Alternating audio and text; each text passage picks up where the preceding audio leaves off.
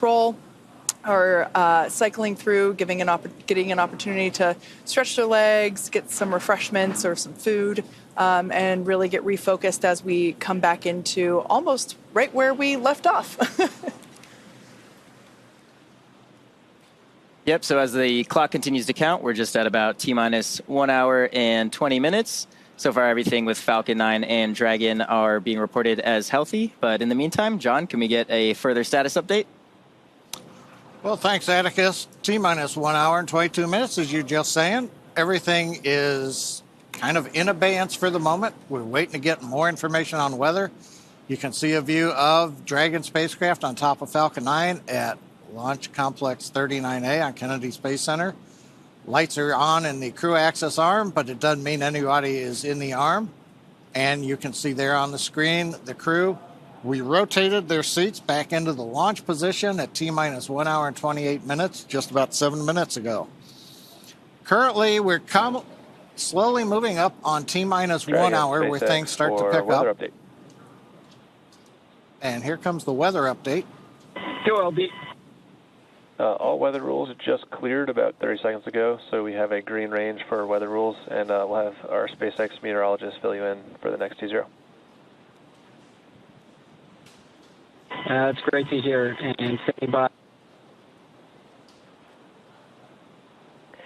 And Dragon SpaceX Weather Officer here. We did violate a number of launch rules for that cumulus that popped up at that initial T0, so made a good call there from the whole team, SLD 45 and all. And we are tracking a much better POV for this next T0. The ELBO is tracking a 35% chance of violation, and if everything holds as it currently looks for another 20-30 minutes, we should be able to step that POV down. But overall, looking good for this next launch attempt. And copy that, Weather Officer. That's really great to know. 35% presently for POV and should be stepping down in the next 20 minutes or so. Good to hear.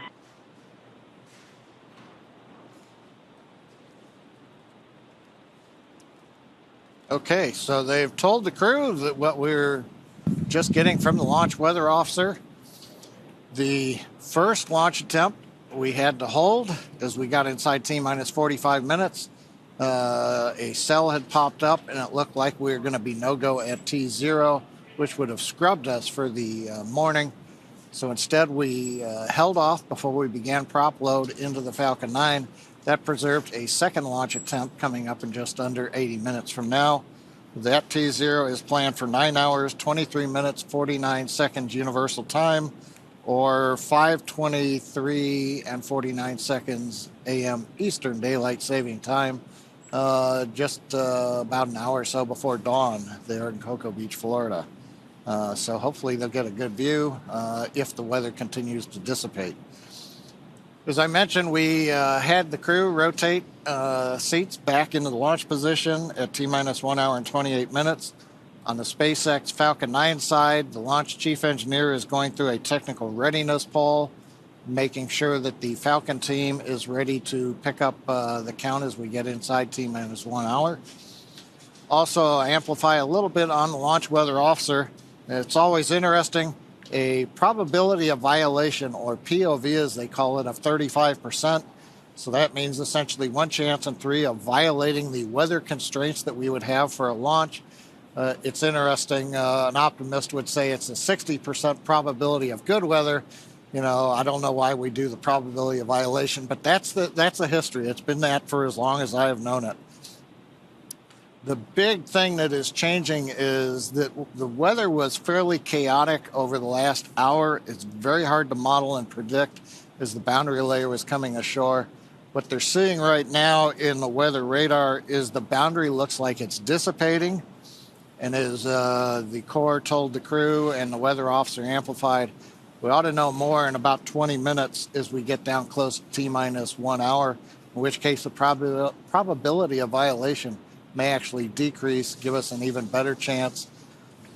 Still looking at a variety of things. The rain showers that we saw earlier on the camera lens, making sure that they've dissipated, that we don't fly through rain on the way up.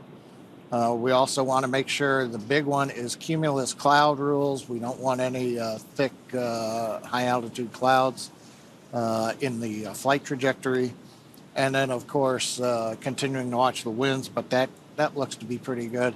And if the rain dissipates and goes away, then the electric field intensity, which is currently green and go for launch, should also stay that way.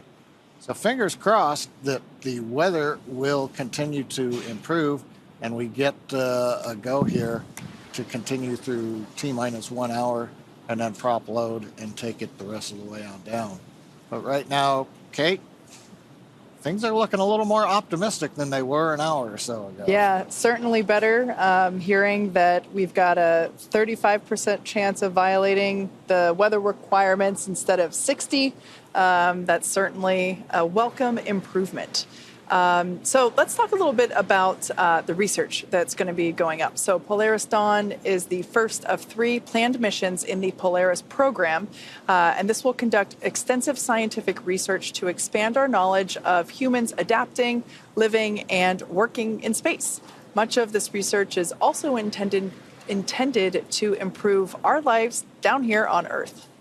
And like all science and research, it begins with collecting tons of data, and that process started well before today.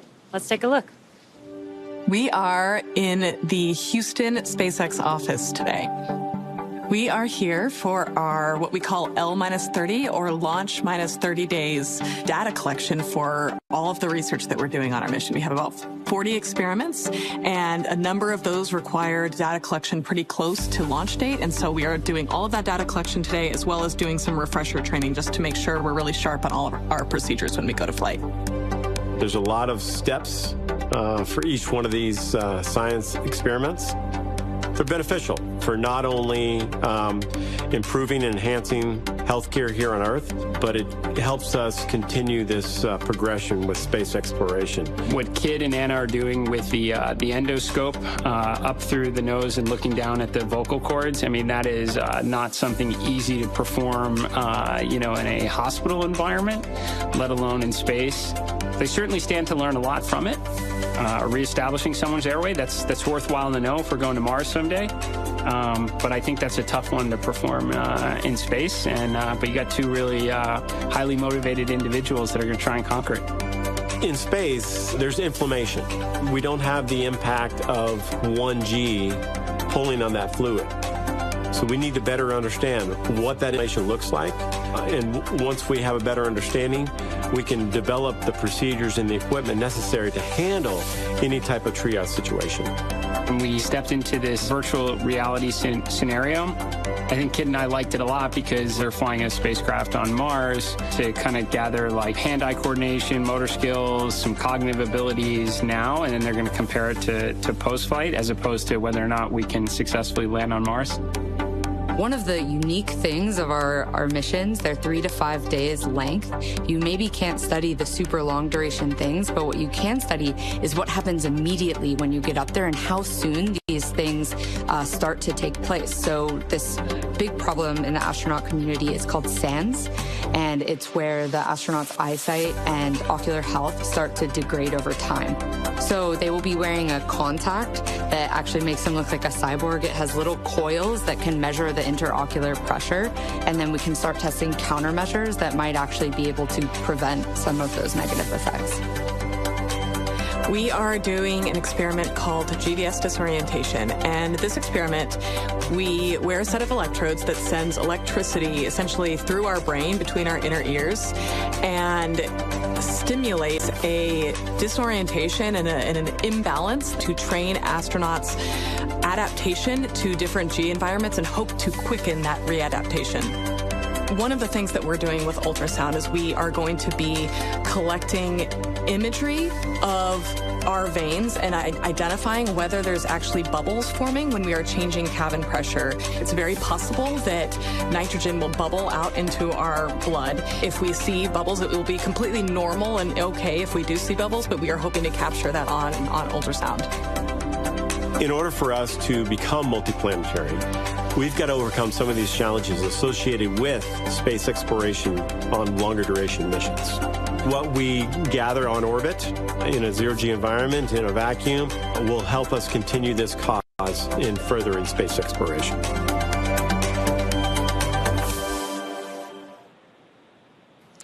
To date, Dragon has carried more than 1,000 research experiments to and from low Earth orbit and the International Space Station since 2012. Whether it's returning time-sensitive experiments from the International Space Station or bringing back science performed inside the spacecraft while in orbit, Dragon safely returns at home. While docked with the International Space Station, Dragon can also act as a lab, providing extra room for astronauts to perform their work. And when the space station is fully booked, Dragon also serves as an extra bedroom when necessary. Yeah, exactly, Kate. And actually, NASA astronaut Michael Hopkins, who joined us earlier in the show, slept inside of Dragon during his entire 6-month stay aboard the station.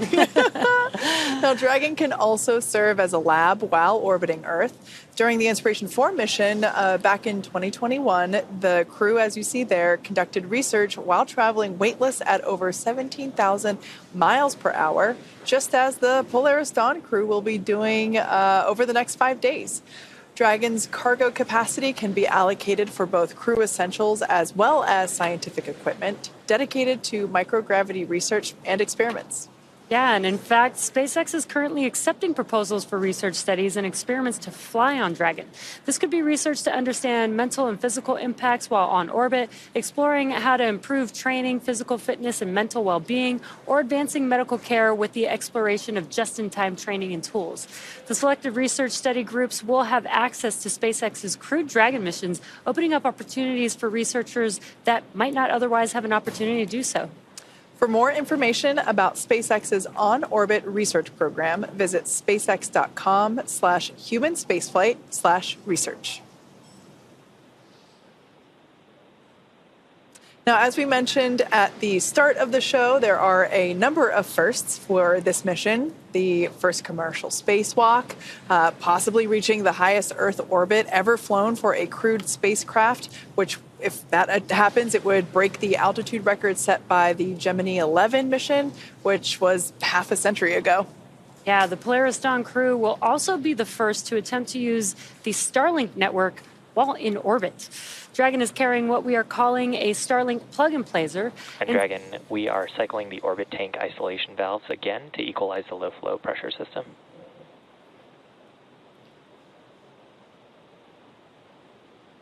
Copy that, SpaceX. We're following.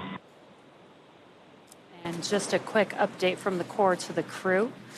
Dragon is carrying what we are calling a Starlink plug-and-placer, and inside Dragon is a router connected to a user terminal in Dragon's trunk. Now, this terminal will be linked to the new plug-and-placer device that is mounted on board. And all of this will be responsible for establishing and maintaining a laser communications link with Starlink satellites, which will be in orbit about 200 kilometers below Dragon. Using this hardware, Dragon will attempt to talk to Starlink the same way Starlink satellites talk between themselves with lasers. No one has ever flown a laser communication system on a human-rated spacecraft before, so there's a lot to be learned. If this works, the plug-and-placer could provide the first high-speed internet experience for people traveling in space. Yeah, this technology will also help here on Earth by facilitating healthcare access and connectivity to underserved communities around the world. The Polaris program is donating Starlink to St. Jude Global partners in 5 countries. Strong, reliable internet will help support the St. Jude Global mission by providing partners greater access to online medical conferencing, case and imaging sharing, and diagnostic assistance. Hospitals and foundations that are part of the pilot program will be able to provide better care to patients thanks to high-speed, low-latency broadband internet. The first countries selected to receive Starlink include the Philippines, Brazil, Chile, Peru, and Mozambique. The Polaris team is also donating Starlink to 100 schools in Chile and Brazil, striving to increase internet connectivity, which can improve education and telemedicine efforts for communities in need. The Polaris Dawn crew actually had a chance to hear from the students in Chile after Starlink was installed.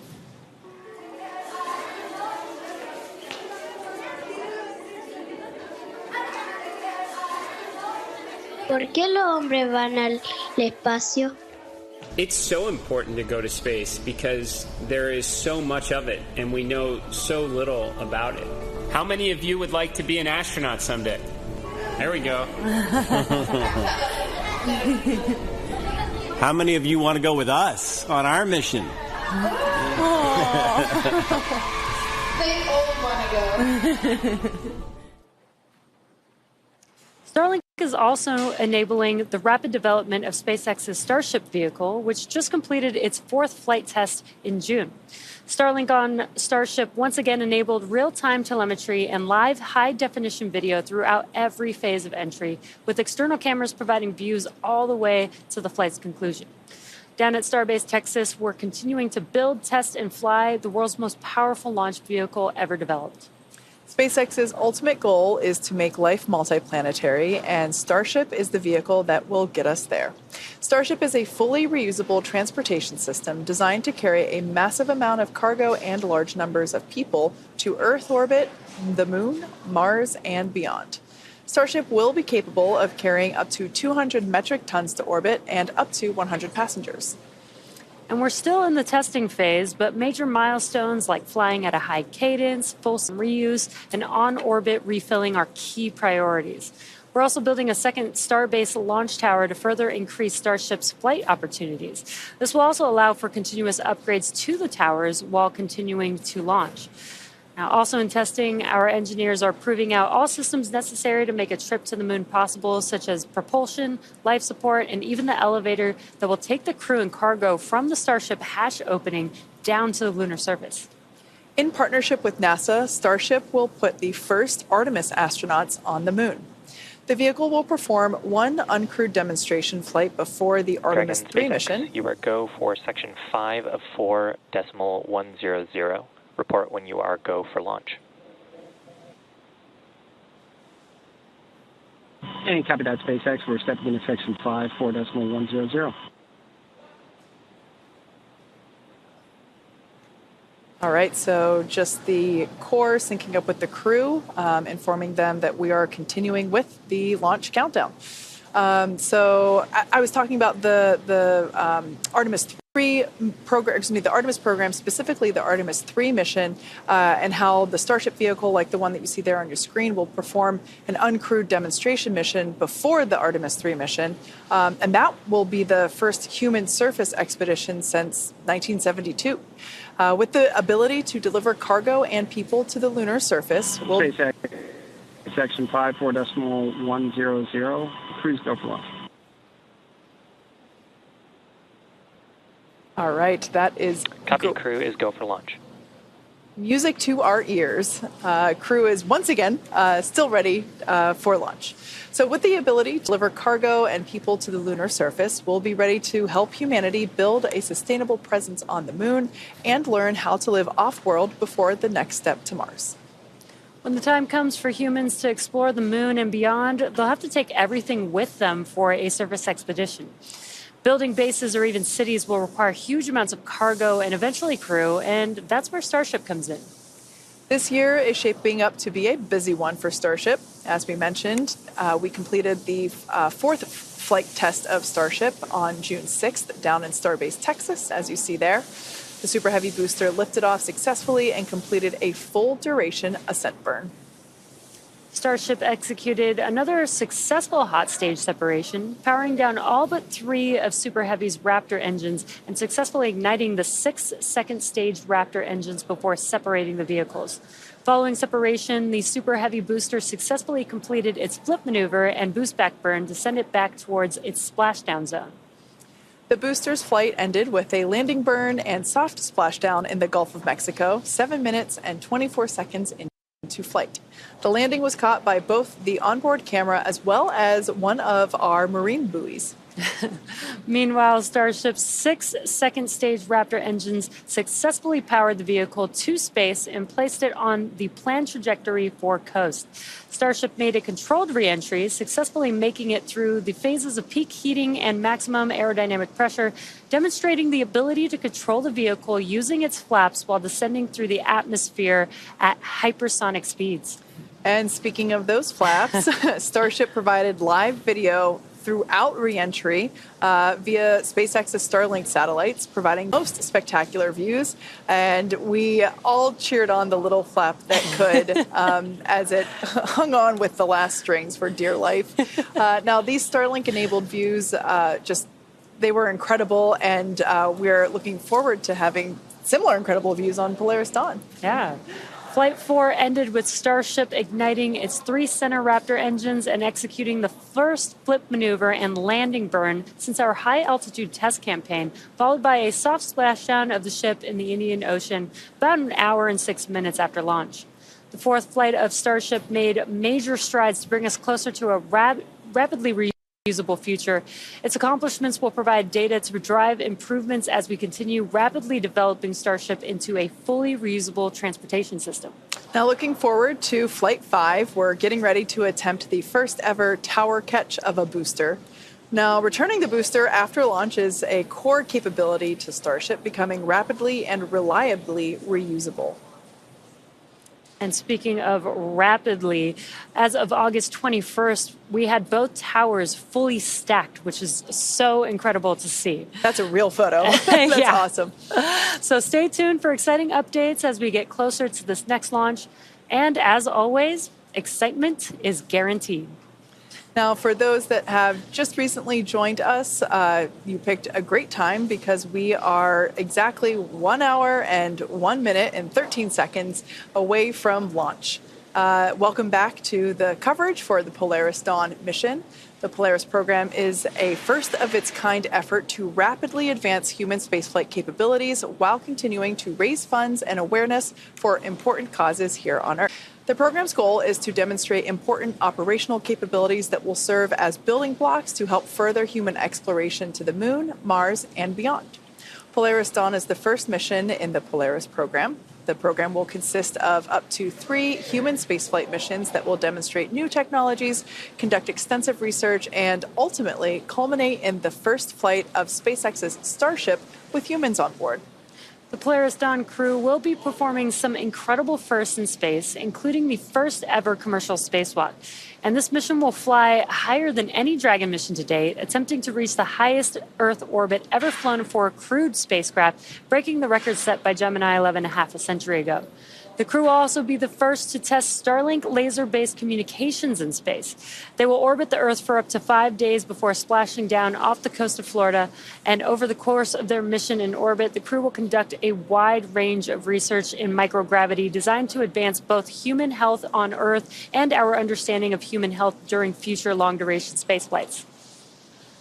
Now, liftoff time is still holding for 5:23 a.m. Eastern, and we're currently tracking no technical issues with Falcon 9 or Dragon.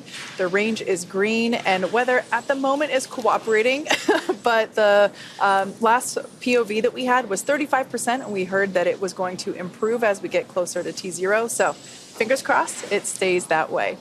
Now, over the last more than 3 hours, I think more like 5 hours at this point, the Polaris Dawn crew donned their SpaceX suits and were then transported to the pad where our crew entered Dragon spacecraft, the one that you see there on your screen.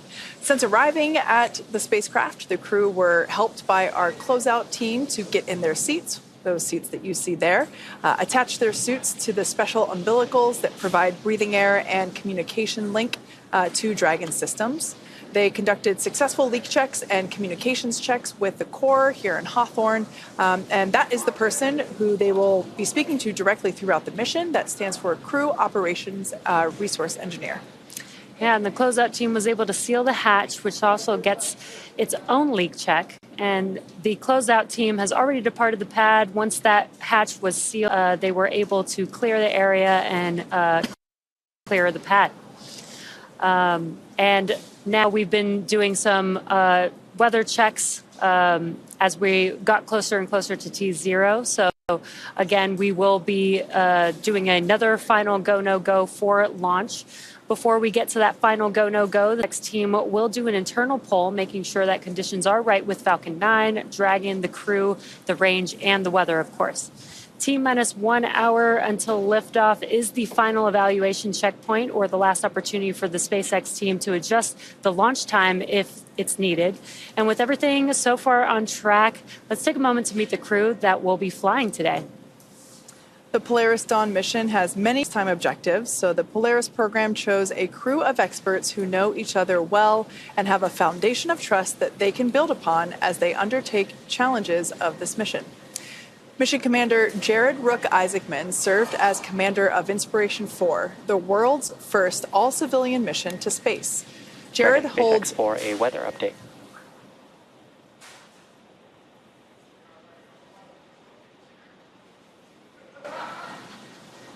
Go, SpaceX. Dragon, we are currently go for launch. Updated probability of violation is 20%. So with that, we are going to be pressing towards T02. We'll keep you updated if any other weather comes through. Hey, copy that.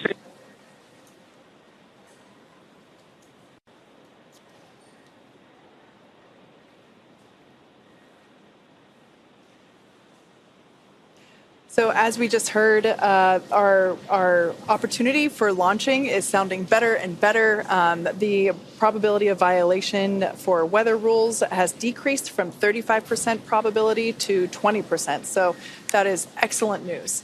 Now, let's talk a little bit about our mission commander, Jared Rook Isaacman. He served as commander of Inspiration 4, the world's first all-civilian mission to space. Jared holds several world records, including 2 speed around the world flights in 2008 and 2009 for the Make-A-Wish Foundation. He has flown in over 100 air shows as part of the Black Diamond Jet team, dedicating every performance to charitable causes. In 2011, Jared co-founded what would become the world's largest private air force, Draken International, and that trains pilots for the U.S. Armed Forces. In addition to his role as CEO of Shift 4, Jared is an accomplished pilot and astronaut with over 7,000 flight hours. Mission pilot Scott Poteet served as mission director of Inspiration 4, and he goes by his call sign KID.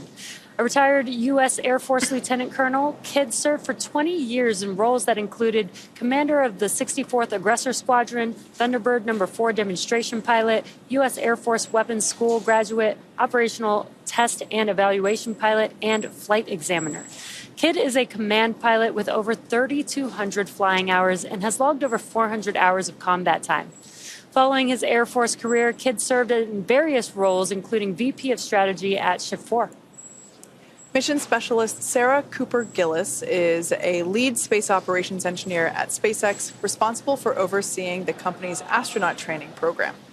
She helped prepare NASA astronauts for the Demo 2 and Crew 1 missions, and most recently directly trained the Inspiration 4 astronauts.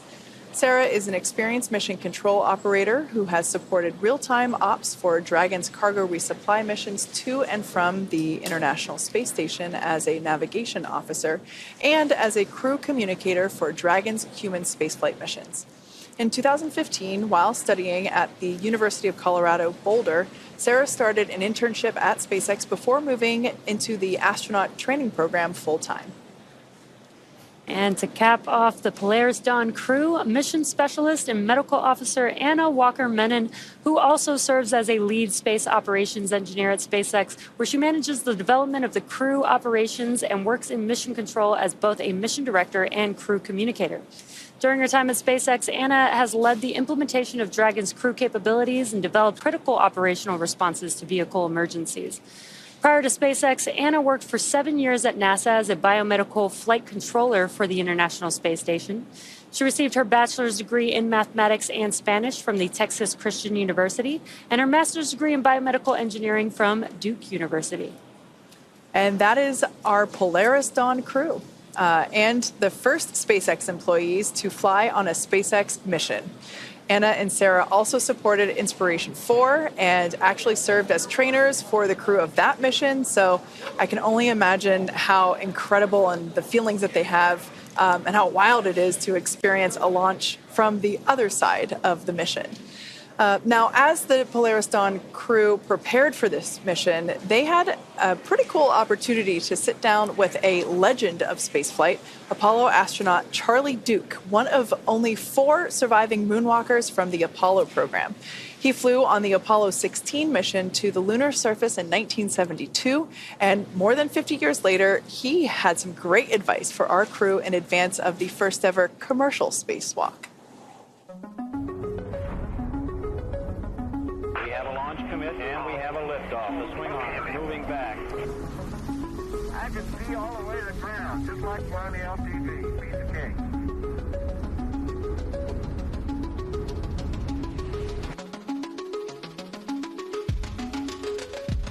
Welcome to our mission control. Thank you very much. We copy you down, Eagle. You got a bunch of guys about to turn blue. We're breathing again. Thanks a lot.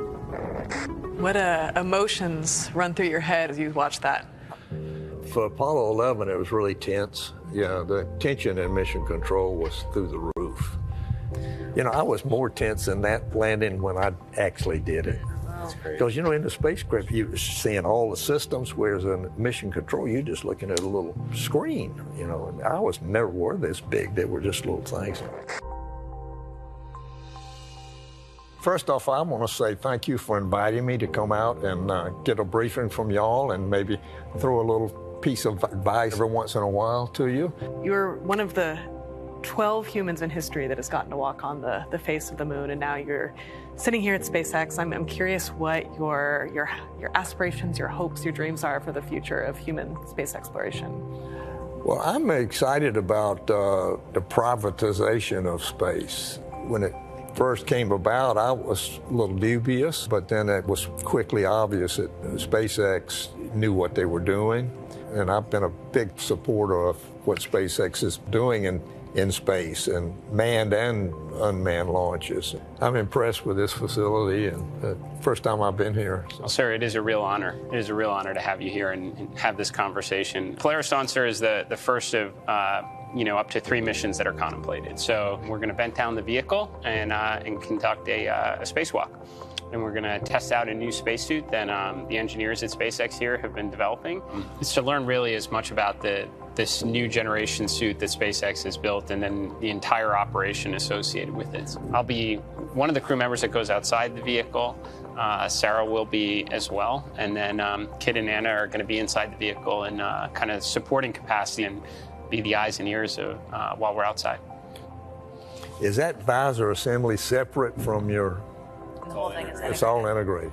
Yeah, it's a spiral waist zipper that we don and doff the suit. It's important to have a suit that works. I mean, it's mobile and fits. Sir, based on your training experiences, what was the most memorable thing you went through? Let me cover something that's very similar to y'all's, and that's the Trans-Earth EVA. Are you ready, Charlie? Roger, copy. Looks like the old moon. Both the Apollo 15, 16, and 17 had no problems with the Trans-Earth EVAs. They're very spectacular. I mean, the view, that was my most impressive memory, really, is to float out, and there was the Earth down here about 180,000 miles away. And my job basically was hook myself in so I don't float off and hold on. How long are you depressurized? So for the spacewalk, based on the vehicle design and what we can support, we have about 2 hours end to end for both depressurizing external operations and then repressurizing the spacecraft. But we'll all get suited up, depressurize the spacecraft, and then 2 people, one at a time, will go outside, come back in before we repressurize the spacecraft. My advice is don't let go. That's good advice. I wish you well, and thank you.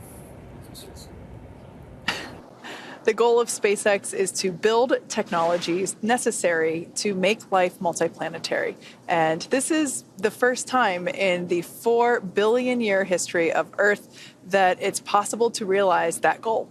Missions like Polaris Dawn are helping accelerate those efforts by developing and testing technologies that will enable humans to live and work in space while also improving life for us here and now. I'm a total believer in the SpaceX mission and vision. I think the world is a more interesting place when you can journey among the stars. I believe that a lot of the questions that, you know, human beings have asked themselves since the beginning of time are probably out there, and we've barely scratched the surface, and SpaceX is trying to change that. Polaris Dawn has some really ambitious objectives, and the missions that follow it will also as well. And the hopes for all of these is that we will develop technologies and test technologies that will help SpaceX ultimately achieve its long-term ambitions of making human life interplanetary. What's really unique about the Polaris Dawn mission is it's a development mission. So not only are we taking the basic fundamentals of how to live in Dragon and operate the spacecraft, but we're now adding whole new operations for new suits, new systems, a new repressurization system in the capsule. There are whole new procedures for executing the spacewalks. We are doing incredible things, and we are changing the world, and we are making history. The men and women of this organization, the level of intelligence, it's unmatched. And that's why we're so passionate about our mission and about what SpaceX is continuing to do with their vision to further space exploration. There's a lot of things that you can be on either side of debate on, but for sure, it's like it's okay to put a small percentage of our resources in advancing our species, and along the way, completely change the trajectory for humans on this planet in a positive way. And we can try and fix some of the day-to-day problems too. It doesn't have to be this either or, but yet so often it is. We're coming up on T-minus 46 minutes. The launch director and the launch team have conducted their electronic poll. The launch director has also checked with the Dragon mission director for their readiness. Everything continues to look good. We're going to be hearing some instructions from the SpaceX launch director. He'll be making announcements on the control room lockdown and protocols for hold or launch escapes. And he'll also be reminding the team that inside of T-minus 10 seconds, only the computer can abort the launch. Now, once the LD, the launch director, gives these instructions, they will clear the team to proceed with moving the crew arm away from the launch vehicle. You can see the arm is in the access position right now, but once we get... Poll is complete, and the team is ready for crew access arm retract, propellant loading, and launch. Both control rooms will go into lockdown at T-minus 45 minutes and remain in that state until the launch escape system is disarmed. All operators are remain at their console and maintain a sterile cockpit until MD confirms successful disarming of the launch escape system following orbit insertion or propellant offload in the event of a scrub. For non-urgent no-go conditions, brief the C or LD, and they'll approve during the countdown. For urgent issues affecting the safety of the operation, operators shall call hold on the countdown net. Launch control will abort the launch auto sequence immediately and proceed into the launch abort auto sequence. At T-minus 10 seconds, launch control will be hands-off, relying on automated abort criteria for the remainder of the count. Operators advise the launch director whether structural breakup or fire is imminent or occurring per Dragon manual escape flight rules. Launch control, you may proceed with arming the crew arm for movement.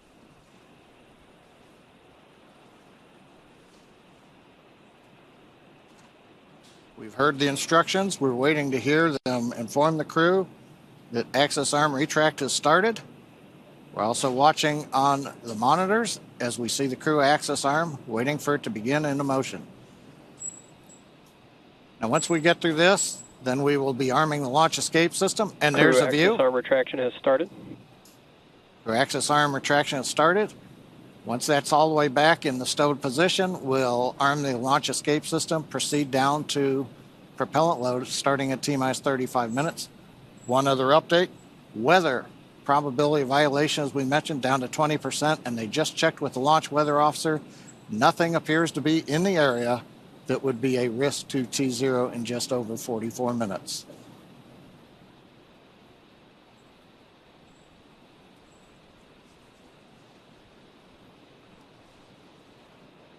And Jesse, you can see crew access arm starting to come back now. Yeah, this is a very exciting moment here. This is one of the last major visual milestones that we'll see in preparation for liftoff. And soon we should also hear the call out that the crew access arm retraction is complete. And great call there. That is the conclusion or completion of the crew access arm retraction. We should also hear the call out for the launch escapes. Dragon, you are go for Section 6. Close visors and arm the launch escape system. Copy that, SpaceX. We are stepping into Section 6. We're going to close visors and arm LES.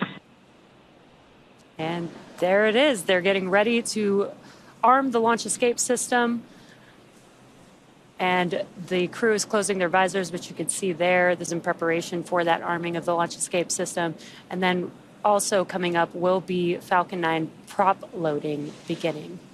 Yeah, we can see their tablets there on their legs, strapped on top of their SpaceX suits. Dragon, Section 6.2, our visors are closed, and we are proceeding with arming LES. SpaceX copies. So those tablets that they have provide all the information that they need for the mission. The crew, as you can see, reporting that they are ready for the next steps, reporting that all their visors are closed. Arming of the launch escape system now coming up.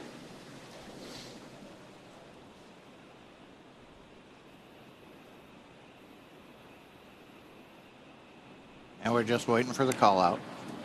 Launch escape system is verified armed. Copy that, SpaceX. We show the same. Yep, that's SpaceX good news. Dragon, we're closing out 4.100. 4.100, reference to SpaceX copies, closing 4.100. That's a procedure the crew is running on their tablets. So with that, the launch escape system is now armed. Should something happen that requires Dragon to execute an emergency escape, if something were to happen to the Falcon 9 or the pad right now, the system is ready to go. There's another key reason. Once we got the crew access arm back, we went right into arming the launch escape system, because once that system is armed, should we need to have the crew leave but depart via the crew access arm, that arm took a minute or so to retract. It can actually come back into the support position much faster than that. So there's a high-speed mode, but that high-speed mode requires that we be in the armed configuration so that it'll be enabled. So if that was needed, the crew could then leave the hatch, go down the arm, and depending upon the direction, they can take the elevators. The elevators are currently at level 255. When the ground team left the pad, they send the elevators back up. So if the crew needs them, they're right there. And of course, we have the slide wire basket system on 39A is another way. So there's several ways if the crew had to leave. But the good news is, coming up 40 minutes before launch, everything continues to go well, technically, on Falcon 9 and Dragon, and it looks like the weather has begun to cooperate now.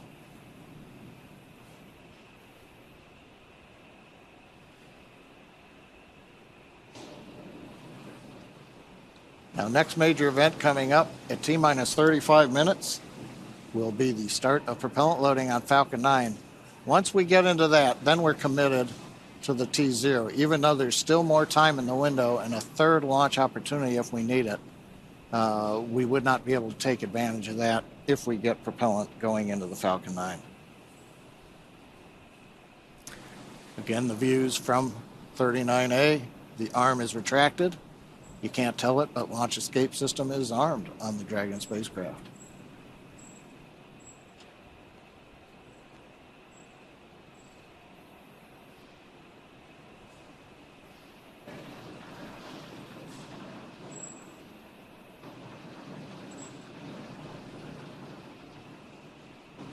It's quiet right now on the nets. Team is mostly just waiting for the clock to get to 35. And this is getting pretty exciting. You know, we were very close to this point about an hour and a half ago. And again, we did make that call due to weather to move the T0. And we did that prior to propellant loading, because once we start propellant loading, we're basically committed to that T0, which was a great call, again, from the team on monitoring the weather and going for the second T0, which has a much better probability of good weather at the T0. So very, very exciting. Yeah, definitely. We were operating at a 60% probability of violation, i.e. 40% favorable at the original T0. Called it off just before prop loading. And now fast forward to hour and a half 2-ish hours later, we're now closer to 20%, or not closer, we are at 20% probability of violation, so 80% favorable. So definitely a significant increase. And as you said, stepping into prop load is a pretty strong vote of confidence that we're going to be able to make it. Hopefully, fingers crossed, there is always that 20%. But we are optimistic that we're going to see our Polaris Dawn crew in orbit sooner than later. And it shows, this is a perfect example of, why we have all these procedures and these milestones where we're checking in throughout the countdown to make sure that, we have opportunities to make the right decision, again, for safety being the number one thing that we're always looking out for, especially with crew on board, but just for any mission. And we were able to... tanks will vent for the start of propellant load in 5 seconds.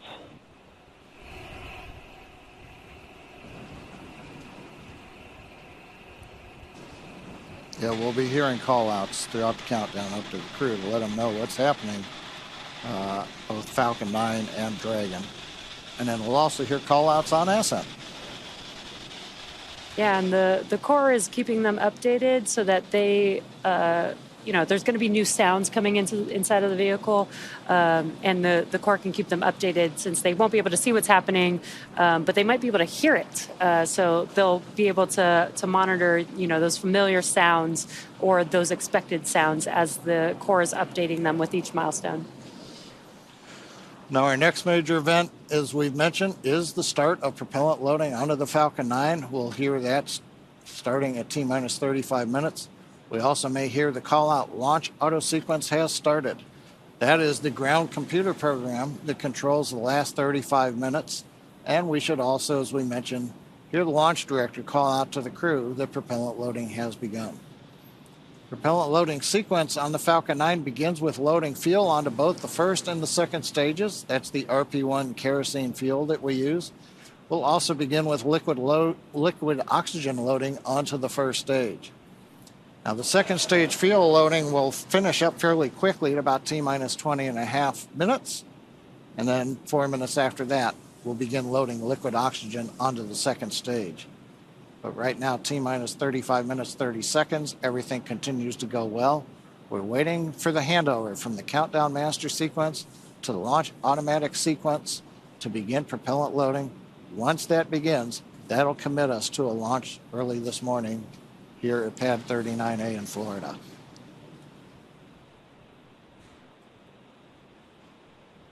We'll listen in now for the start of propellant loading. The launch auto sequence has started. And great call out there. We just heard that the launch auto sequence has begun. This means that propellant loading has begun on Falcon 9. Now we are T-minus 34 minutes and 45 seconds from liftoff. Dragon was loaded with its propellants about a couple weeks ago, just a few miles down the road at what we call Dragon Land. In order to fly, Dragon needs a fuel and an oxidizer. And for the fuel, we use monomethylhydrazine, or MMH, and nitrogen tetroxide, or NTO, for the oxidizer. Now, together, these propellants feed the Draco engines that maneuver Dragon on orbit, as well as the 8 Super Draco engines that would power the launch escape system in an abort scenario. And again, now that fueling for Falcon 9 has started, that means the 8 Super Draco engines inside Dragon are ready, if needed, to launch the capsule away from the Falcon 9 rocket in an instant, should there be any kind of emergency associated with the rocket or the pad. Now, some of you are very familiar with the vehicles on the launch pad today, but for those of you who aren't, no worries. We're about to make you instant experts. Now, on the left side of your screen is a live view of our Falcon 9 rocket with the Dragon spacecraft on top. Together, they stand about 229 feet tall. Falcon 9, of course, is a reusable 2-stage rocket, which means it's kind of like 2 rockets in one, the first stage and the second stage. The first stage is the bottom 2/3 of the vehicle. You can see soot from the previous 3 missions that this booster has flown, and those missions include NASA Crew 8 as well as 2 Starlink missions. The first stage is responsible for accelerating Falcon and Dragon through Earth's atmosphere and into space. To do that, it has 9 Merlin engines at the bottom of the stage. Prior to liftoff, the Falcon 9 first stage is loaded up with nearly 1 million pounds of fuel and liquid oxygen. At liftoff, the Merlin engines use these propellants to provide the first stage with a thrust greater than 5 747 airplanes at full power. And these engines consume about 700 gallons of fuel per second. The first stage accelerates the vehicle through the Earth's atmosphere into space, and then separates from the rest of the rocket at just about 2.5 minutes into flight. From there, the first stage will do what no other orbital class rocket in the world can do. It will make its way back down to Earth and target a landing on our drone ship. Just read the instructions, which you can see there on your screen. And this drone ship is currently parked and holding position a couple hundred miles downrange in the Atlantic Ocean. Our drone ships are essentially autonomous powered spaceports, and they allow our rocket to land offshore. For reference, our drone ships are about the size of a football field, so while they may look small on screen, they're actually pretty big in real life. Reusability is a critical part of our goal of making life multiplanetary. And to that end, we're working toward qualifying our fleet of Falcon boosters and fairings to support up to 40 missions each. As mentioned previously, Falcon 9 is a 2-stage rocket, and above the first stage is the second stage. The second stage has a single Merlin vacuum, or MVAC engine, and this engine ignites after stage 1 separates from stage 2. The second stage is essentially a smaller version of the first stage, and while the first stage gets us out of the Earth's atmosphere and away from the extreme forces of gravity, the second stage is designed to operate in the vacuum of space and deliver payloads, like Dragon today, to their target drop-off orbit. And of course, we have a great team here at SpaceX that will be monitoring both Falcon 9 and Dragon after liftoff.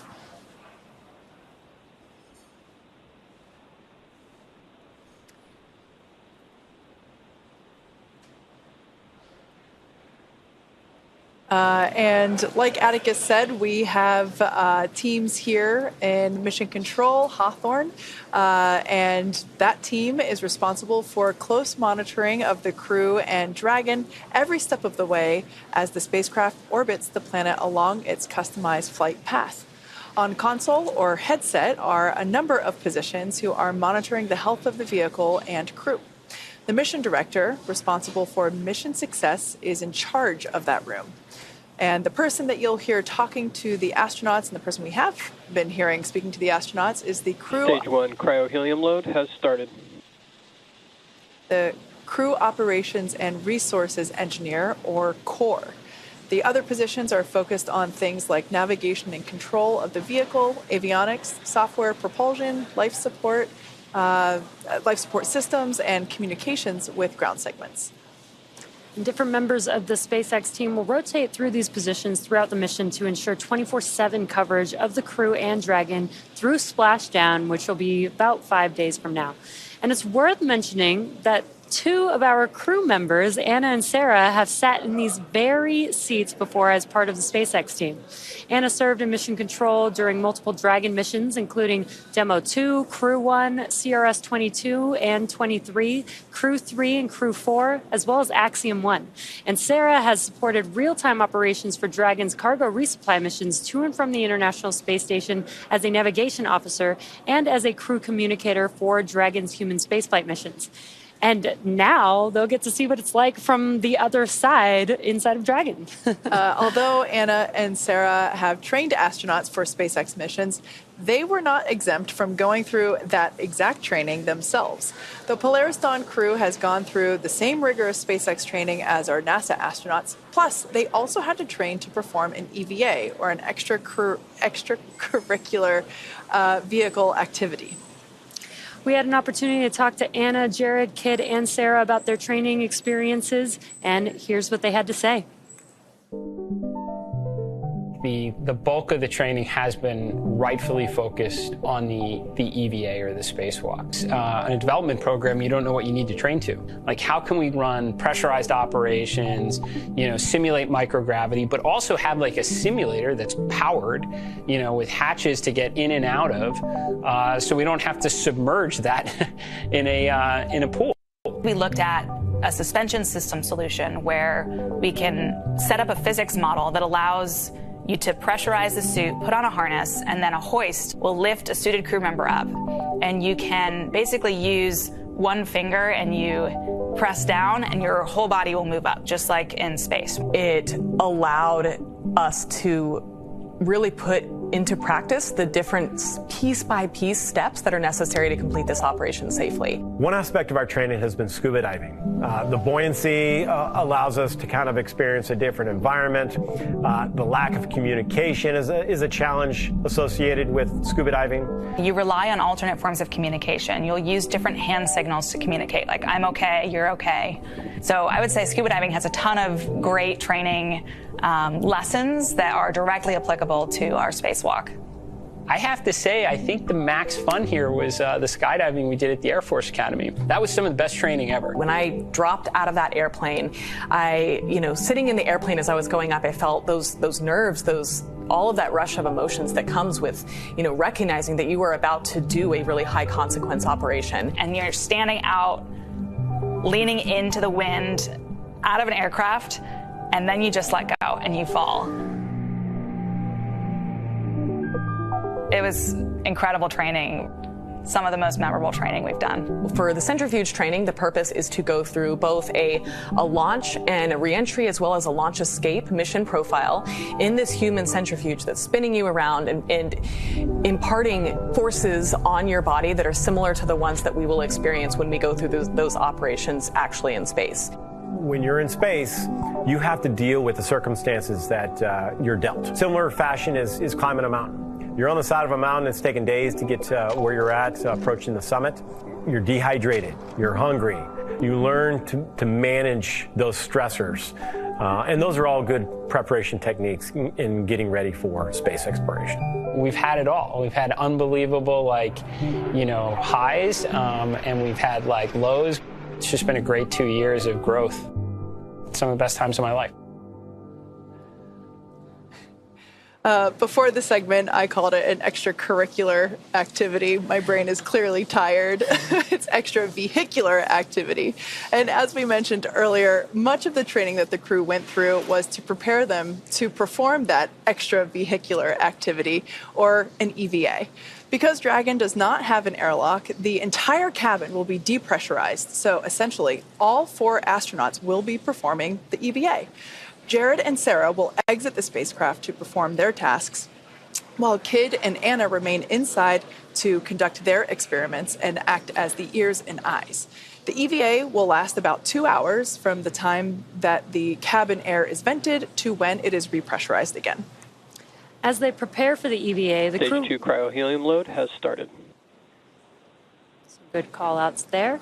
As they prepare for the EVA, the crew will go through a pre-breathing procedure, which will involve slowly dropping the atmospheric pressure of Dragon while increasing the concentration of oxygen in the air. This process is similar to what is known as a safety stop in the diving community. This will give their bodies plenty of time to acclimate to the difference in pressure ahead of the EVA.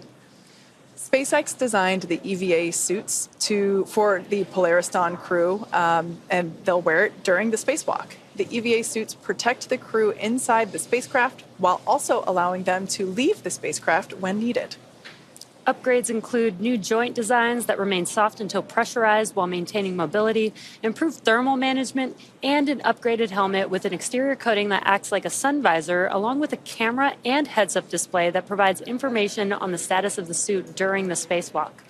Let's take a look at the making of the suits that our crew will be wearing during the first ever commercial EVA. An EVA suit is an extravehicular activity suit, which is a spacesuit that can go outside of the spacecraft to do a spacewalk. We started with the IVA suit that we have, the intravehicular activity suit, as a kind of starting point, and looked at it and said, what would we have to change about this to be able to support a spacewalk? So the first is mobility. The crew will have to do a lot of moving around inside of Dragon to get outside and do the spacewalk. We had to add in new joints and new features in the suit to allow them enhanced mobility while the suit's pressurized. When a crew member is pressurized in the suit, the soft portions of the suit become rigid. They need actual flexure and rotational joints to allow them to move around. It's kind of like a suit of armor made of fabric. We innovated in flexure joints to allow easy bending at the elbows and the knees, as well as a collapsible rotator joint that exists on the shoulder, which allows the suit to remain nearly fully soft, but when pressurized is a rotational bearing. The difference between the IVA and the EVA suit is that on the IVA suit, the zipper system location is in the inseam. But since we needed to have lots of mobility on our EVA suit, that was not their choice. By moving the zipper system from the inseam to the waist, we mitigated risk of the stress of the zipper. And another big element was also the thermal side of things. The crew is obviously exposed to a much more extreme thermal environment during the EVA. So we want to make sure that the inside of the suit is comfortable for them, and that as they interface with parts of the vehicle, that is safe for them to touch as well. The EVA suit is built and designed here at SpaceX in Hawthorne, California. We wanted to have something that's easy manufactured that we can handle here in-house. So we developed this new material, so it's fabric-based. We actually added a new layer to the suit, which we refer to as the Faraday layer, and this is a conductive cage around the suit that shields the suit from external electric fields. The helmet on the EVA suit looks very similar to the IVA suit, but it is really an all-new design of that helmet. It's much more robust from a thermal structural perspective since it would be taking more extreme temperatures.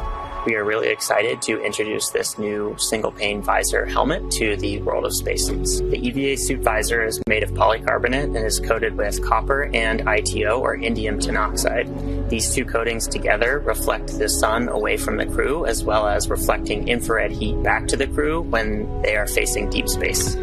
Our suit has a HUD, or heads-up display, which is a small display screen in the helmet, which is transparent, which allows the crew to see through the display to have unfettered access during their EVA, but it also provides critical telemetry to the crew, so pressure, temperature, relative humidity. We're trying to improve the technology and streamline it in one way, and at the same time, we're also trying to get it more and more manufacturable with each generation. The ultimate goal is that you can put on a spacesuit and go out and get work done anywhere in the solar system and not feel like you're wearing anything more than you normally wear every day.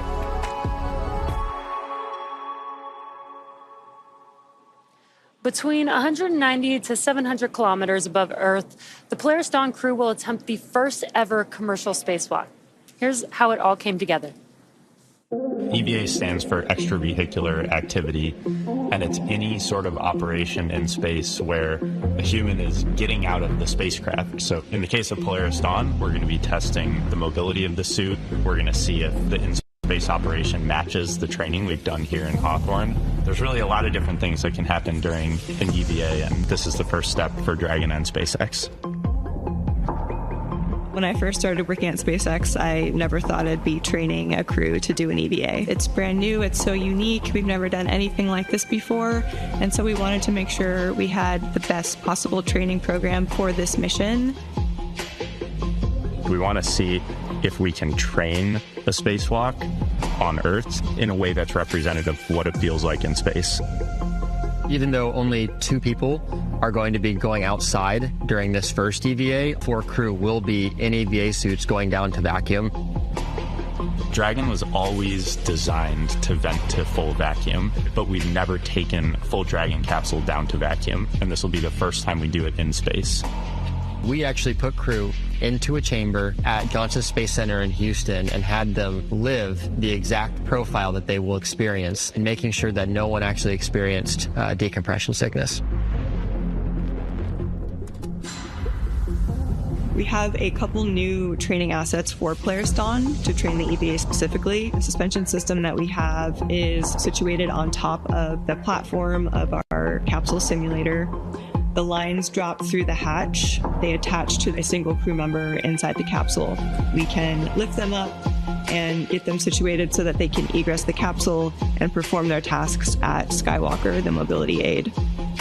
The Skywalker, what's amazing to me is a lot of people are going to think it's a metallic structure just bolted to the top of Dragon, but a lot of development effort, testing went into the Skywalker. So we actually used similar technology as we have in the Super Draco chambers to apply a thermal barrier coating to the outside of the Skywalker. That is going to be a really, really amazing mobility aid on the front end of Dragon. We also developed a sideways simulator, so we flip the hatch on its side. In the event the hatch fails to close, they can manually close the hatch. We had them do that in a sideways suspension system, so gravity isn't helping them close or helping them open that hatch mechanism. It's new development for Dragon, it's new development for SpaceX and the industry as a whole. So this is a great example of where Polaris Dawn is forcing the team to innovate in a way that adds safety and reliability to every Dragon mission going forward. That's this huge challenge for us to go solve, but that's also an opportunity for us to solve the problems that we have to go figure out anyway for our larger goals, like putting people on Mars. The Polaris Dawn objectives are the first step towards that ultimate flight with humans inside of Starship, which is right on the SpaceX development path that we have towards getting to the Moon and Mars. All right, we are T-minus 17 and just under a half minutes until liftoff of Polaris Dawn. This mission will fly higher than any Dragon mission to date. There'll be lots of research experiments performed while the crew is on orbit, and most notably, they're going to perform the first ever commercial spacewalk. We're super excited to see the clock continue to count down. The crew is in their seats. The vehicle is actually being loaded with propellants as we speak. That began at T-minus 35 minutes. The launch system is armed, and we have gotten the okay to go from the crew. They are ready to go to space. Yeah, it's super exciting. We've got their new EVA suits on board with the crew. This will be the first time that we've ever flown these EVA spacesuits, which I think is... Stage 2 LOX load has started. Which I think is one of the most exciting parts about this mission. And we did get a good call that Stage 2 LOX liquid oxygen loading is now beginning on the vehicle. Now, this mission will orbit Earth for about 5 days. And in addition to the first commercial spacewalk, it'll be the first time that we will be utilizing our newly designed Skywalker hardware, which I love the name. And it is a mobility aid that Sarah and Jared will use in their EVA suit testing during their EVA. So we are very much looking forward to the launch in just over 15 and a half minutes now. And everything so far looking good. We had much improved weather conditions when our first T0 occurred was 12:38. Wasn't so great. Here we are sometime later, and we're looking at a 20% favorability. So as you can see on your screen, like I said, about 15 minutes from the liftoff of Polaris Dawn. Lots of excitement building here in the building in Hawthorne, just outside of Mission Control. Now, I can only imagine what the crew is feeling as the clock counts down. Now, as we all wait together, let's hear from some of the crew of the Inspiration 4 mission as they reflect on what they were feeling just before their mission liftoff. I gotta say, right now, launching, people always ask me if I was afraid as soon as the engines lit and started taking off. And I was like, no, I was ready. But for me, you know, liftoff was really about concentrating on my job as the mission pilot. And I was wondering, because you guys, you know, were able to kind of sit there and enjoy it and sense it. How was it for you? Launch was the most fun I've ever had. I was just so excited, and people had been asking me, like, are you going to be nervous? And I thought I would be, but I just, again, I kept waiting to get nervous, and it didn't come. And then they're counting down from 10, and I remember saying, let's do this. Oh. And I might have had an expletive in there too.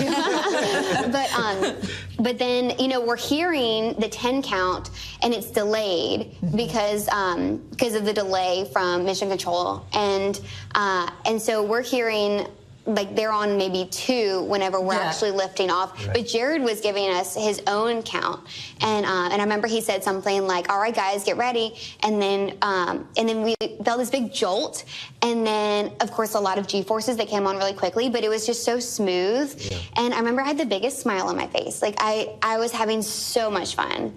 Yeah. And for me, it wasn't just sitting there idly going for a ride. It was thinking about, okay, what am I hearing? What's that pressure I'm feeling through my chest? Because this is happening probably just once, right? And so how do you share this? How do you tell someone what you're going through in this moment if you're not paying attention to everything? And so that's what I was really trying to do was, look between my toes at the window or look over at your screen, Cyan, and see, where we are. I was wondering if you could see how much you could see, because I couldn't see out the, I was laser focused on listening to Jared and watching the monitor. And I was surprised at how smooth it was, because I was expecting for it to be a little bit more, where the monitors are going like this, but it wasn't at all. But I always wondered, did you look between your toes and see? Could you see out? Were you able to? I don't think I did. I remember right before we launched, just seeing it was very dark. But I don't think we could really see anything except darkness. Yeah, I don't think we really could see anything except, and it wasn't until we got into space that we made our first orbit around it, where the sun was, rising from the other side of the Earth, that we actually got our first light from the sun enter the capsule. Yeah. Yes, and I remember saying out loud, "Is that the Earth?" And obviously, what else would it have been? But it was just so unbelievable, I had to say it out loud. Yeah, interesting comment about first light.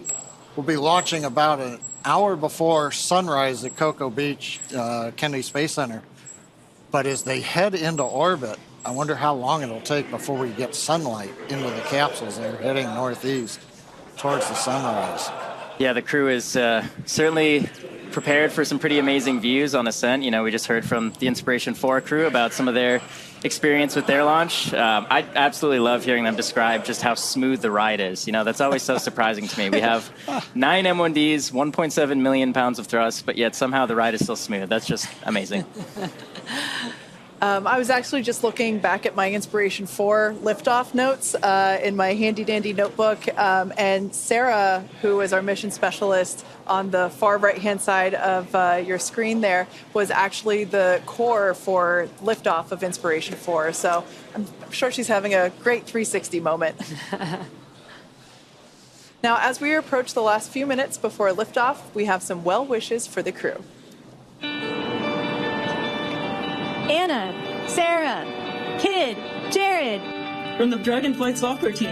On behalf of the Dragon Propulsion Build team. Dragon Avionics here. The materials team. For the Build Reliability team. The Draco team. The Dragon Propulsion Engineering team. Falcon Flight Reliability. From the Falcon Build Reliability Engineering team to Polaris Dawn. We're so excited for you on the Polaris Dawn mission. We're wishing you the best of luck from McGregor. Thanks for allowing us the opportunity to do a lot of testing. Thank you, the Flying Dragon. Please remember to keep your hands, arms, legs, and feet inside the vehicle at all times. May Falcon and Dragon propel you to unimaginable heights. We know our engines will get you there safe. Go fly higher than Dragon's ever flown before. And hope you enjoy your internet in space. Good luck. Safe travels and go Polaris Dawn. Go Polaris Dawn. Godspeed Polaris Dawn. Go Polaris Dawn.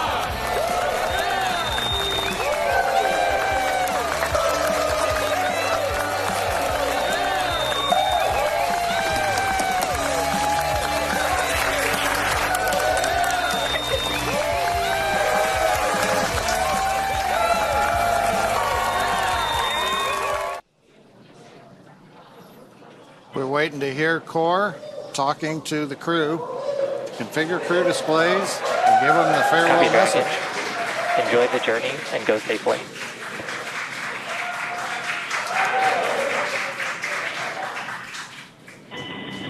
To our SpaceX family, thank you. Today is all of our mission. You are launching with us. So many more SpaceX crews have gone into the stage. This is the dawn of a new future in space.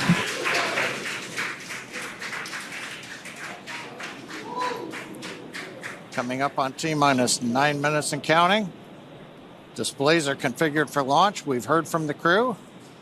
Core is giving them the ready to launch message.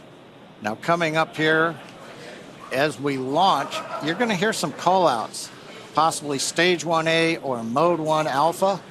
These are abort modes that just let the crew know as we're flying what they should be prepared for in case they had to execute an emergency escape from the Falcon 9.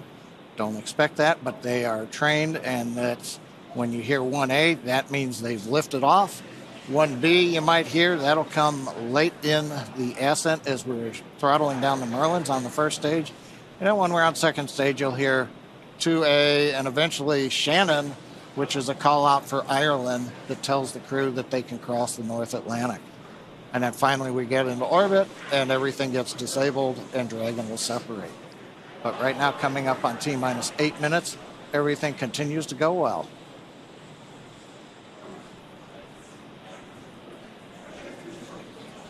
At T-minus 7 seconds, we should hear the call out that Stage 1 engine chill has started. At this point in time, when we hear that, we'll know that we're beginning to flow a little bit of the super chilled liquid oxygen through the first stage engines. This helps to basically pre-chill the engine hardware prior to the full flow of that super chilled liquid oxygen.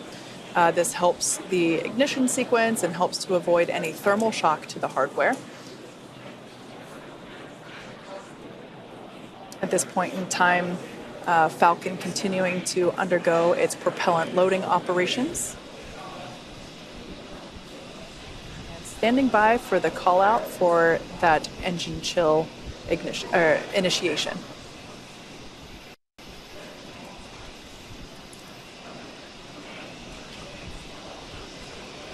Engine chill has started.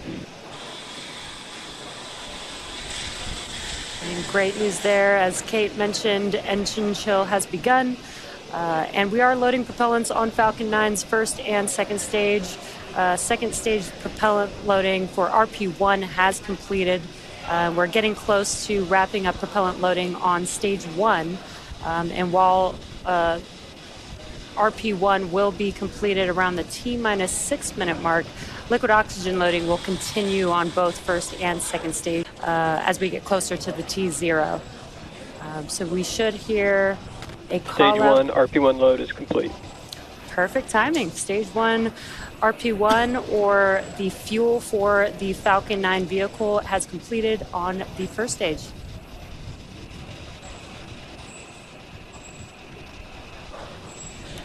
Now coming up next at around T-minus 5 minutes, we should hear a call out that Dragon has transitioned to configure for terminal count. This is similar to the startup phase of the count for Falcon. It's essentially when the vehicle takes over control of the count and starts to operate on internal power and on internal computers. Of course, Falcon 9 enters the startup phase at T-minus 1 minute. And Dragon will transition to configure for terminal count at T-minus 5 minutes. Got a great view right now of both Dragon on the left side of your screen and our 4 crew members on the right. We are now approaching the final minutes of the countdown here.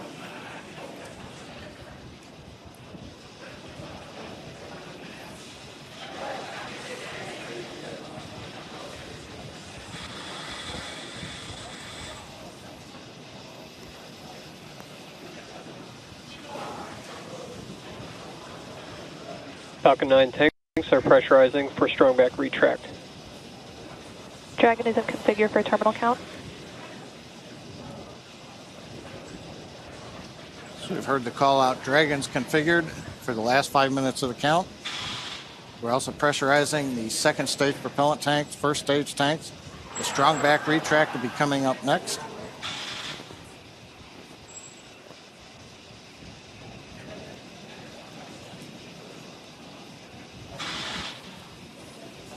Strong back is retracting.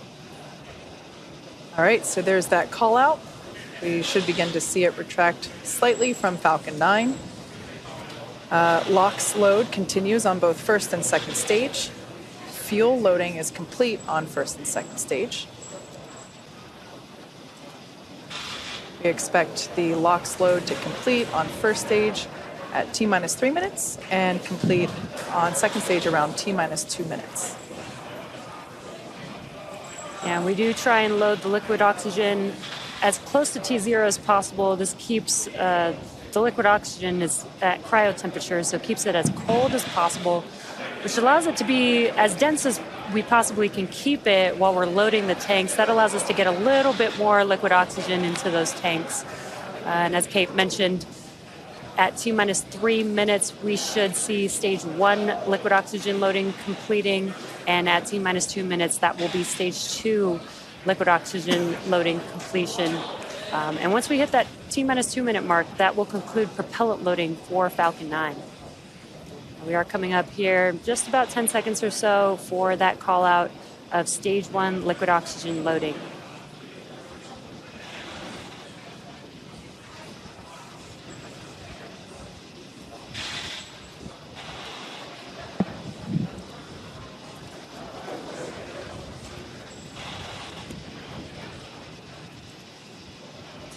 Stage 1 LOX load complete. Okay, there's the call out. Dragon is in terminal count and on internal power. Dragon's on internal power. First stage, propellant tanks are loaded. Next major event, approximately T-minus 2 minutes, liquid oxygen load completes on the second stage. After that, at about T-minus 1 minute and 30 seconds or so, we will tell the crew to expect loud venting as we depressurize and drain the lines up the side of the strongback. And then as we get down inside the last minute 45 and then 1 minute, we'll get Dragon into countdown. Falcon 9's computers will go to startup.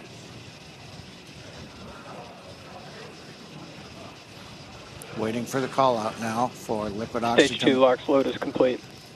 And there we go, LOX loading complete on second stage. All major propellant activities are complete.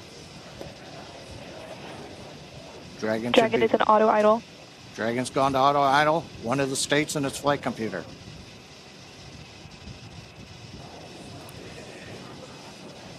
We'll begin venting down the lines. Gas closeouts are starting. Expect loud venting. There we go. So the plume you see coming off of the strongback here, that's normal. As we come up on T-minus 1 minute, we'll hear Dragon computers in the countdown, Falcon 9 computers in the countdown, flight termination system armed, and then we'll hear the goes.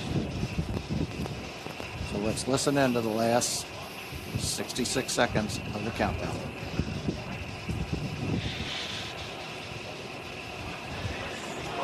FTS is armed, Falcon 9 is in startup and is now controlling.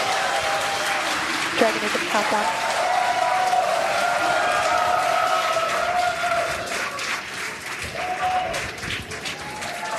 Dragon, SpaceX, go for launch. Send us, SpaceX.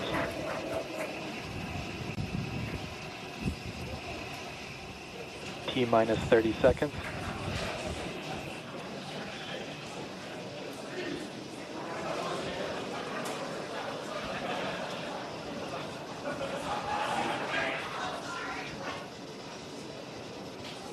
T-minus 15. T-minus 10, 9, 8, 7, 6, 5, 4, 3, 2, 1. Ignition and launch. Go Falcon, go Polaris. Copy, 1 Alpha. Vehicle is pitching downrange. Stage 1 propulsion is nominal.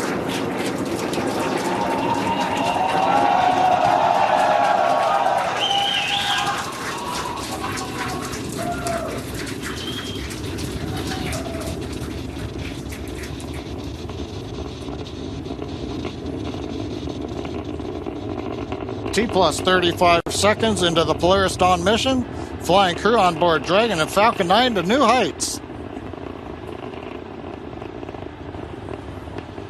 Power and telemetry nominal. And we're throttling down in preparation for max Q. Next call out, the vehicle supersonic. And there on the left side, we've got the Falcon Polaris 9 Dawn is crew. supersonic.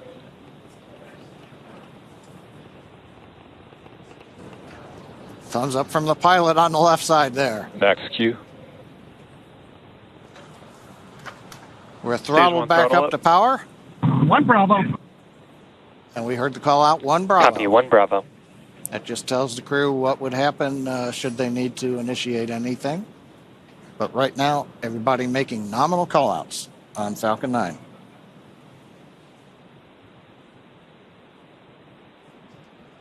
Nice views from the ground camera and nice view from inside Dragon. MVAC chill is underway. The announcement lets us know we've begun the final chill of the second stage engine in preparation for its activity coming up at about T plus 2 minutes and 40 seconds.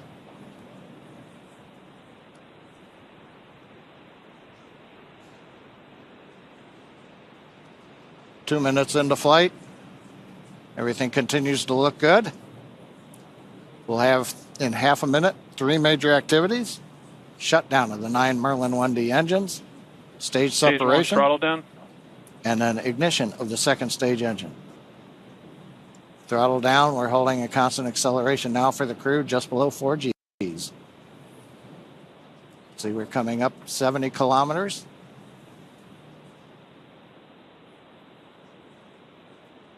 Preparing for MECO. main engine cut off. 2 Alpha. Stage separation confirmed. Copy, 2 Alpha. MVAC ignition.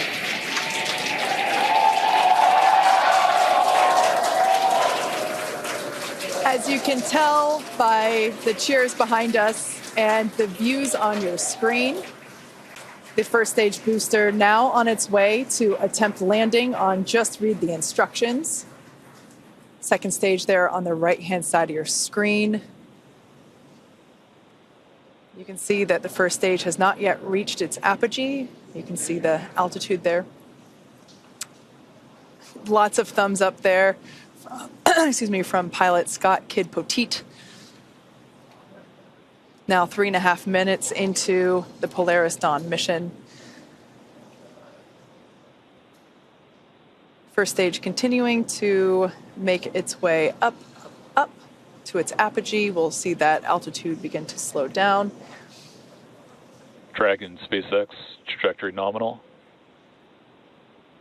Great news there, indicating Dragon copy. That the second stage trajectory is looking good. Now the grid fins have deployed on the first stage. If we get first stage views, we might be able to see the Florida coast in the background. Oh, they're right there. Yeah, we sure can. Once again, our drone ship is attempting to land on, our booster is attempting to land on our drone ship. Just read the instructions.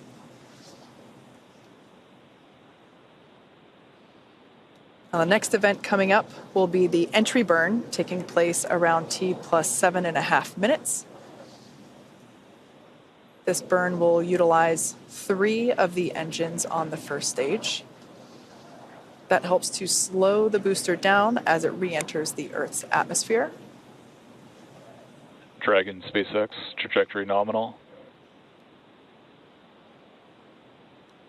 Dragon copies. Following the entry burn, we will see the landing burn, and that'll be around T plus 9 minutes. That one will be just a single engine burn. And that will bring the booster down for a soft landing on our drone ship. Around the same time as that, we expect to see Dragon be injected into orbit. Everything continuing to look good for second stage there on the right-hand side of your screen. Beautiful glow with that MVAC engine nozzle.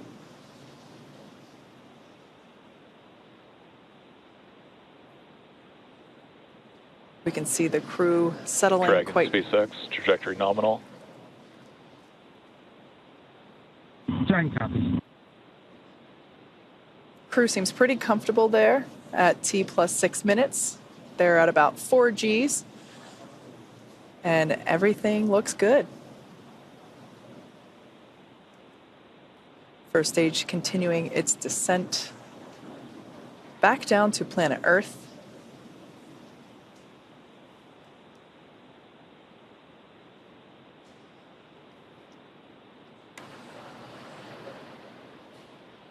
We can see the crew remain with their visors down in the locked position.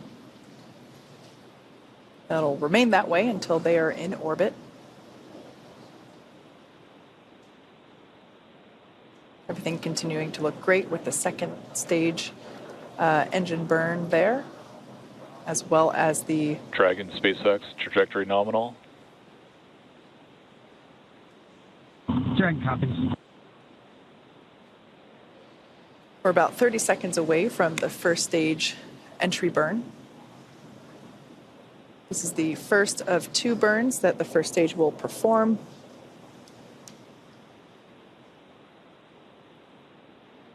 Designed to help reduce the amount of drag experienced by the first stage.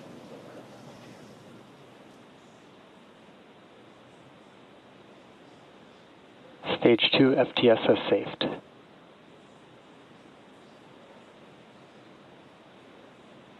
All right, standing by for entry burn begin on the first stage, there on the left-hand side of your screen.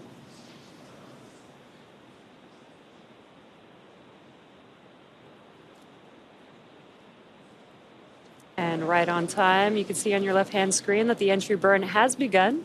There's 3 engines lit on that first stage vehicle. And this is about a 29-second burn and helps slow the vehicle down as it's re-entering the Earth's atmosphere. There you can see that the engines have now shut down on that first stage. That concludes the entry burn. And the cool part about this, with the stage 1 vehicle returning back to Earth, is we get to fully utilize the atmosphere. The atmosphere actually... Stage 2's in terminal guidance. The atmosphere actually scrubs about 70% of the velocity on the vehicle. So we use that entry burn to help slow the vehicle down. Then we utilize the atmosphere and the drag from the atmosphere to slow the vehicle down. And then we do have 1 single burn for the landing burn. Copy. Shannon. And next up will be SECA 1. And that is second stage engine cutoff 1, and that'll be on the second stage. That MVAC engine on your right-hand screen will shut down and allow the vehicle with Dragon attached to coast. MVAC shut down. And there's that shutdown. And the landing burn on the first stage should be starting up here momentarily. And there it is. Landing burn has begun for... Dragon SpaceX nominal orbit insertion. Dragon SpaceX launch escape system disarmed. Copy that, SpaceX, and we show the same.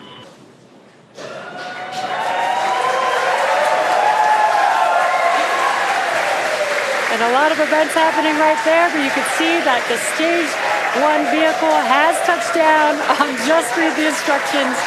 A very excited crowd there. Here in Hawthorne, we've also confirmed MVAC engine shutdown and orbital insertion of the second stage with the crew on board. Yeah, honestly, a pretty impressive crowd for 2:30 in the morning here. We can see the crew enjoying their first taste of microgravity there on the left-hand side of your screen. Now that the MVAC engine has shut down, they are able to just kind of float free.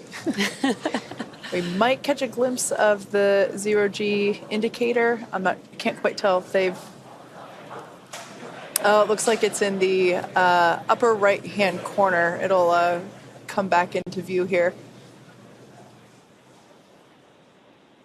Once again, they will keep their visors on until given the okay by core here on the ground.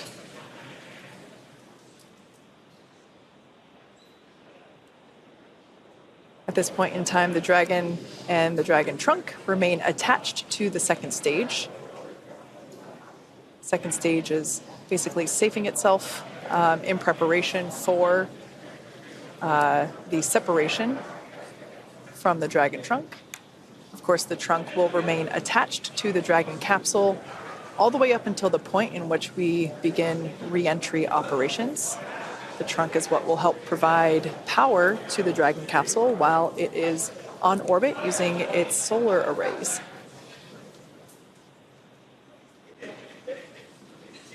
Looks like our first clear view of planet Earth there, our first of many for this mission.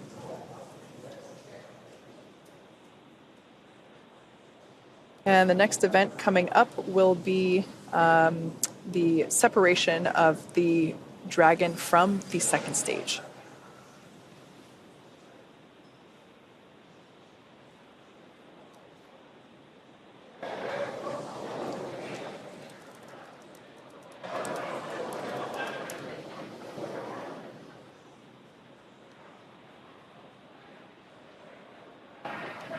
I believe this view here is, it's of the trunk. We can see it separating from the second stage. A gorgeous view.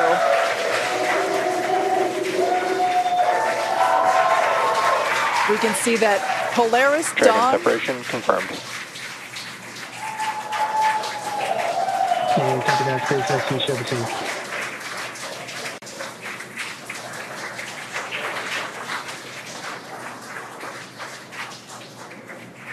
Polaris Dawn flying free into the sunrise.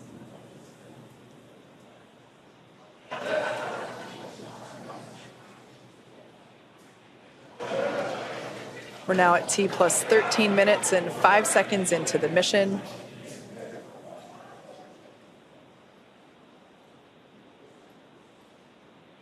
Next major event will be nose cone deploy. Dragon, SpaceX. Today you embark on a journey not just for yourselves, but for all of humanity. Each of you has trained tirelessly and prepared rigorously for this moment, the moment where we reach higher into space than ever before. As you gaze towards the North Star, remember that your courage lights the path for future explorers. We trust in your skills, your bravery, and your teamwork to carry out the mission that lies ahead. Know that the entire team back here is with you every step, watching, supporting, and cheering you on as you walk into space. We are sending you hugs from the ground. Godspeed, Polaris Dawn crew. May you make history and come home safely. Now words from our CE. Dragon, CE, welcome to orbit. The Falcon team is honored to have helped you start your incredible journey. We hope you enjoyed the ride. The whole SpaceX family is looking up to you.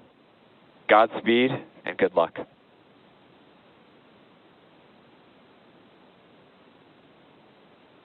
LD, CE, message received. We appreciate the kind words. We wouldn't be on this journey without all 14,000 of you back at SpaceX and everyone else cheering us on. We appreciate it, and we're going to get to work now.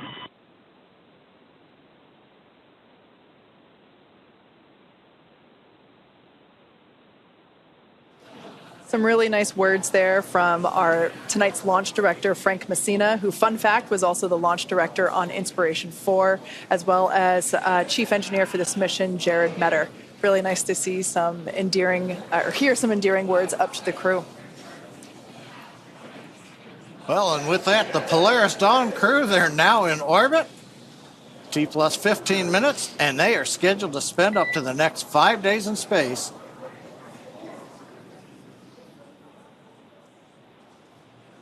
We heard that tone for a minute. We thought we might hear from the crew. But they're going to spend the next 5 days in space before splashing down off the coast of Florida. The Polaris Dawn crew is the Polaris Dawn mission is the first mission in the Polaris program that will demonstrate new technologies, conduct extensive research, and ultimately culminate in a flight of SpaceX's Starship with humans on board. All of this while continuing to raise funds and awareness for important causes here on Earth. You can learn more about the Polaris Dawn program and the Polaris program at polarisprogram.com. This mission will fly higher than any Dragon mission to date, attempting to reach the highest Earth orbit ever flown for a crewed spacecraft, breaking the record set by Gemini 11 half a century ago. And there it looks like we can see some nose cone separation action happening. Now, the Polaris Dawn crew will also be the first to test the Starlink laser-based communications in space. Over the course of the mission, we'll be checking in periodically with the crew. Next up, Dragon will initiate a 2-day pre-breathe process to prepare the crew for their upcoming spacewalk, and that'll be this Thursday, September 12th. Dragon SpaceX nominal dehumidifier activation and service section Draco checkouts, and nose cone open is in progress.